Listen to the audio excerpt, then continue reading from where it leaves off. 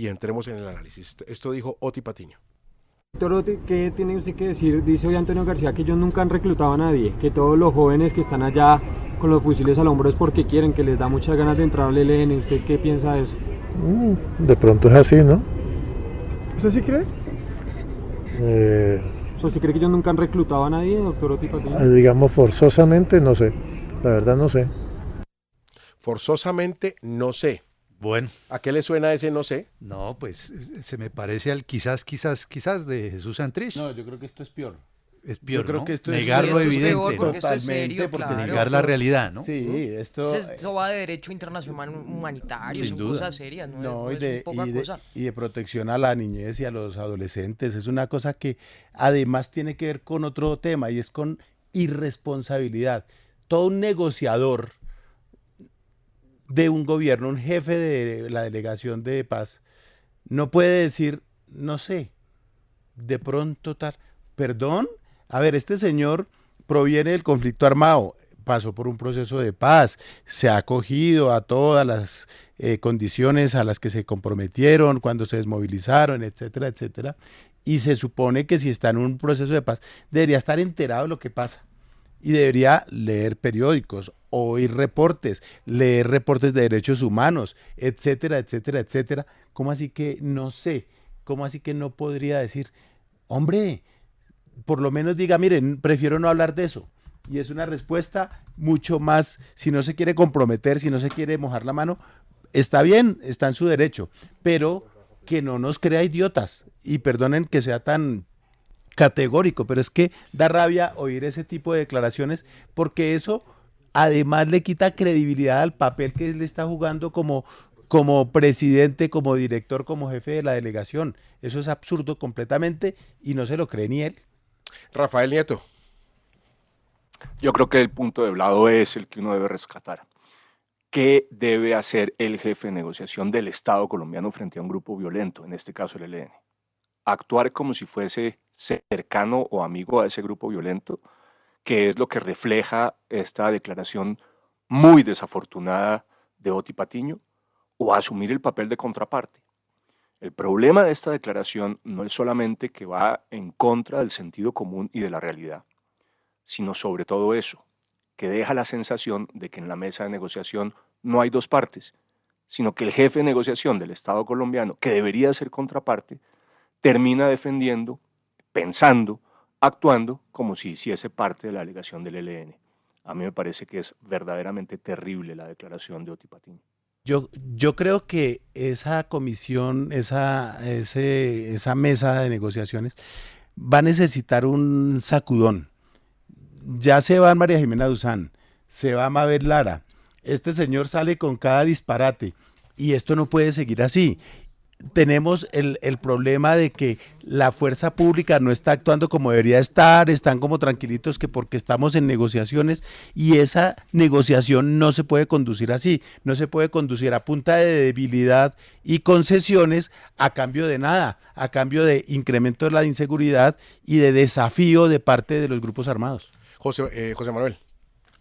Hay Rafa, Vlado y Chucho y Juan Manuel una obsesión del gobierno por tratar de generar confianza entre los grupos criminales, entre los grupos armados, pero un absoluto descuido en la generación de confianza frente a los colombianos, que debería ser una prioridad máxima de un gobierno que quiere legitimar cada una de sus acciones sociales y su discurso de cambio. Y en ese sentido, pues yo creo que el gobierno se equivoca de cabo a rabo tratando de congraciarse sistemáticamente con los criminales, pero abandonando el camino de la construcción de confianza con el pueblo colombiano. Y esta es otra demostración de ese error persistente en el que ha incurrido el gobierno y casi que desafiante también a la sociedad colombiana. Porque yo no creo que haya desconocimiento de parte de Oti Patiño, sino un profundo cinismo en el tono, en la ironía que usa para decir que, no sé, que tal vez, que no le consta, que puede ser, y ahí es donde más se ofende, digamos, a la inteligencia, a la moral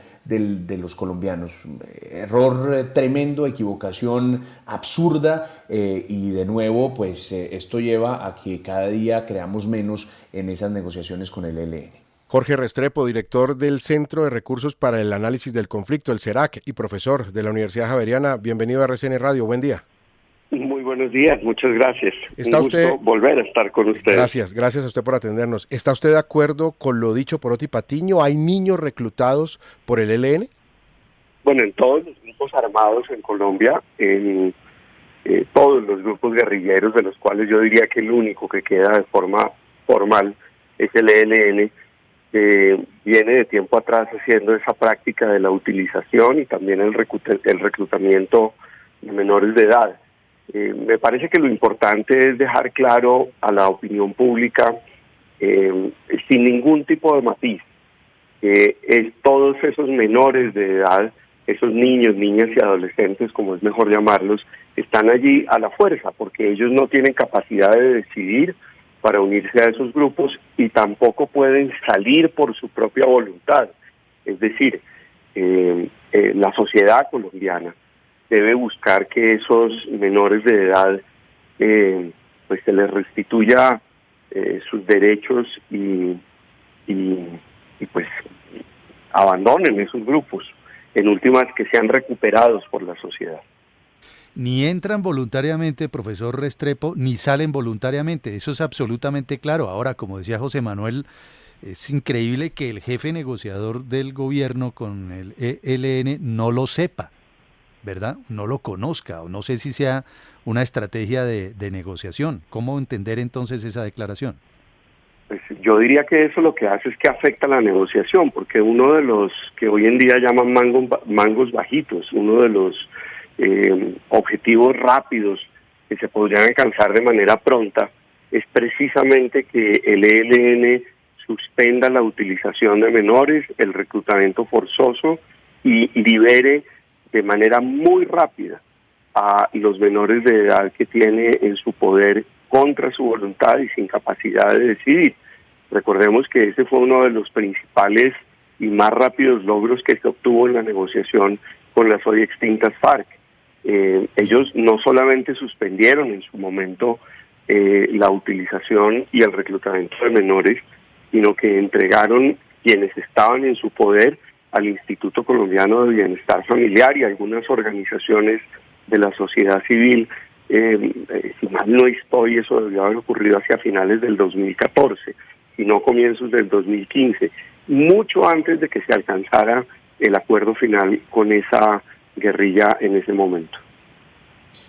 Profe, ¿se necesita una recomposición de la mesa del ELN, sobre todo en lo que tiene que ver con los agentes del Estado colombiano, del gobierno?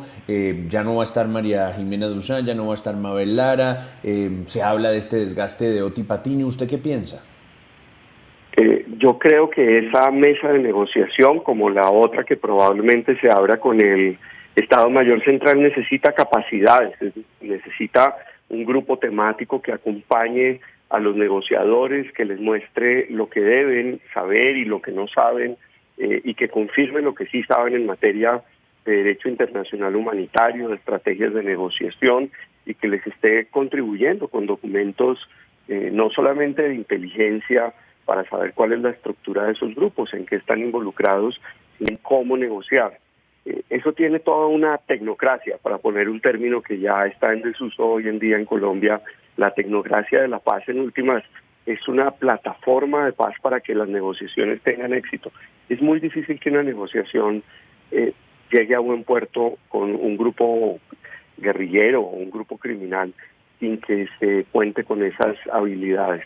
Entonces, más que una recomposición, digamos que siempre habrá salidas y entradas en esos grupos negociadores. Creo que lo que se necesita es que los negociadores cuenten con las capacidades suficientes para poder tener éxito. Es que lo que nos debe importar es que se pare la violencia del ELN, que se dejen libres a los niños y niñas y adolescentes que están en contra de su voluntad en el ELN. Jorge Restrepo, director del CERAC, profesor universitario, gracias por estar en RCN Radio. Siempre bienvenido. A usted, Jesús, gracias. Un abrazo a todos. 7:44, nos queda pendiente una intervención final de Rafael Nieto. Rafa. Es que quería sumar un par de elementos que me parece que son relevantes. Las decisiones del gobierno, supuestamente en búsqueda de confianza, terminan fortaleciendo el ELN. El cese al fuego bilateral, que no exige en realidad que los grupos violentos dejen de seguir actuando contra la sociedad civil o de realizar otras actividades criminales, que solamente se limita a pedirles que no enfrenten a la fuerza pública, lo que hace es que paraliza a la fuerza pública, pero no les impide a ellos seguir siendo lo que son. Y creo que eso es una ventaja estratégica enorme, enorme. Y después en el tema de los niños hay una contradicción adicional. Este gobierno ha sostenido sistemáticamente que los niños reclutados por la guerrilla son víctimas. Y con base en que hay niños en los campamentos guerrilleros, decidió suspender las operaciones aéreas contra esos campamentos. Al final, el resultado de eso no es que la guerrilla tenga un incentivo para dejar de reclutarlos, sino que al revés, tiene un incentivo perverso para mantenerlos en sus filas, porque les garantiza que no habrá acción militar contra esos campamentos donde supuestamente hay niños menores.